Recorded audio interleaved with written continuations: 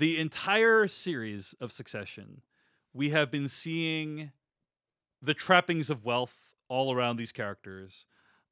We've been seeing how amazing and lavish their lives are. But what Succession season 4, episode 3 presumes is what if none of that matters in the end, right? At the end of the day, yes, Logan's on a private jet. Arguably, that's making it harder for his situation. Yes, he could like turn back in in a way that maybe he couldn't if he was flying scheduled or whatever. But he might not have even taken that flight if he didn't have a private jet. He has given his children billions of dollars, but at the end of the day, they can't even say to him, "I love you, Dad. You're gonna be okay. I forgive you for everything you've done to us." Like, I don't think any of the kids can bring themselves to say that.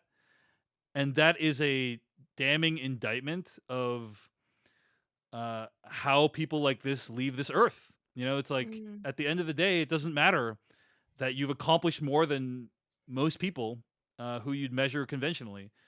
At the end of the day, all that matters is who is around you, who is telling you they love you, who is telling you they forgive you. Yeah. But because it's not the people you see on this show. Hmm. And that is the most damning thing of all that Succession has told us, I think. I can't forgive you. Logan Roy seems to have, like, towards the end of his life, just become so, I don't know, like, zeroed in on his legacy and Hmm. like this disappointment that he seemed to feel in his children for having not successfully raised them into the Right. type of adults that he would have wanted to see, which Yeah, I think that was was the somewhat, last thing he said to them was like, yeah. none of you have risen to the challenge. I love you, but you are not serious people. There's just so much tragedy in a failure of connection like that between a parent and their child. Yeah. And the fact that we're watching it in this context, and again, I think we've talked about how like the show is very siloed in terms of you're really only watching other people in the sort of ultra wealthy one percenter universe. But we know that all of the things that they do, and Kendall really does. I liked the moment of the episode where Kendall takes a beat to like remind Shiv and Roman, like, everything we do, including you maybe making a call to ask if they circle his corpse around the country for a few hours while we like figure out what to do, like the world will probably learn about that, and people all over the world will have an opinion about it, and they will be impacted by it because his company was so influential. And whoever succeeds him will have a lot of power. Every single thing we say and do today is going in the memoirs. To see all of those huge like world impacting systems get boiled down to this like really toxic, awful relationship within this family and the other inner circle people of the family was just really raw. It's really awful, and a reminder of the humanity that's in everyone, and also the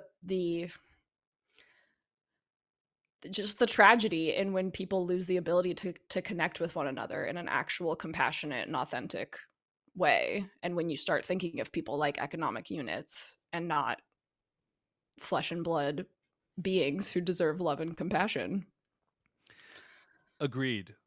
There's a moment when Kendall tries to get the pilot on the phone, Mm-hmm. and Frank says, "The pilot can't speak to you right now." He's flying the plane, son.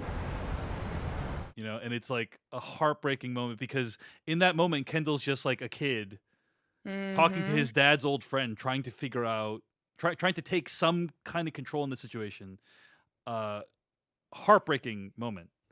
I was Um, already crying, but then when the look on Kendall's face, like the shift that you saw in him when Frank took that tone of voice with him and called him son, was like exactly what Kendall needed in that moment, was like some sort of yeah, compassionate father figure, someone who yeah. knew him, had known him from a boy, and was like in his own way taking control of the situation and like letting Kendall know like there is a limit to your power sometimes. And in this case, it's like you cannot bully your way to speaking to the man flying the plane with your dad's body in it. That was a time when I was like, yeah, someone being clear and direct and compassionate in this moment has an immediate positive effect on that other person who's receiving that, right? Like we see Yeah. Kendall soften up a little bit. We see him able to sort of like take a moment to himself to process what's actually happening.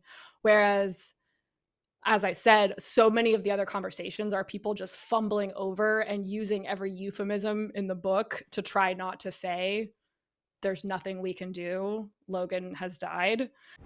Is he gone? We don't know.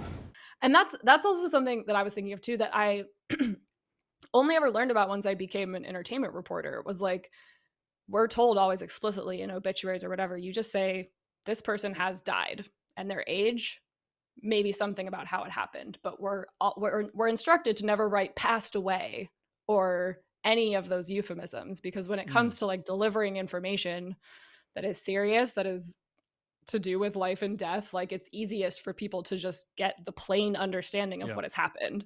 And in this episode, you could just see so many people unable to do that for one another because they were in such a like surreal and chaotic and grieving or just in full denial mindset, as Roman was for most of it. I'm saying we don't know. And until we do know, it's not a very nice thing to say, is it? Okay. For some reason, the shot of Colin like on the airplane tarmac, just like seeming like he doesn't have any idea what he's supposed to do now, was really sad to me. I was like, oh, I never thought I would feel bad for Colin, but it was just like a reminder of the sort of vacuum that Logan leaves and how he's like gathered all of these individuals around him. Every person's reaction felt believable to me, in that, like, again, unfortunately, I have gone through several versions of people dying, sometimes in sudden ways, and then I tend to, so there's like fight or flight, right? Like everyone knows about. I didn't really know for a long time that there's also freeze, like freeze or fawn responses to intense things. And I have realized that is what I do, / I can like very quickly snap into like, okay, how do I take care of everybody mode? Like, what does everybody need? Try to pick up on like, what's the mood? What's the thing that's going to upset you versus comfort you? How can I get the most people feeling okay together? And like watching this episode was just like watching a bunch of people go into one of those three modes, and like sometimes with greater success than others. Like I think that Kendall did a pretty good job of getting himself into like, okay, I can take control of the situation mode. Who knows? Maybe tomorrow hand them the crown, probably a good idea. Roman was like really struggling. I think he was already in sort of like, he was in like full denial mode for a while.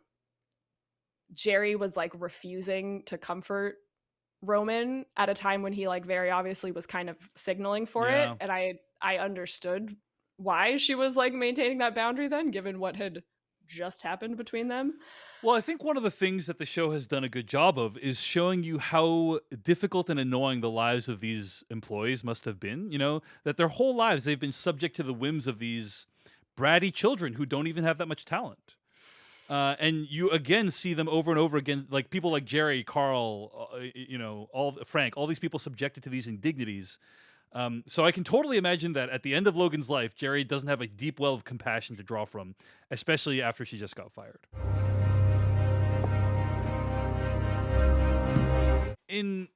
I think it was last episode or a couple episodes ago, I pointed out that when you are at this level of corporate machinations, you don't have any space to be a regular human.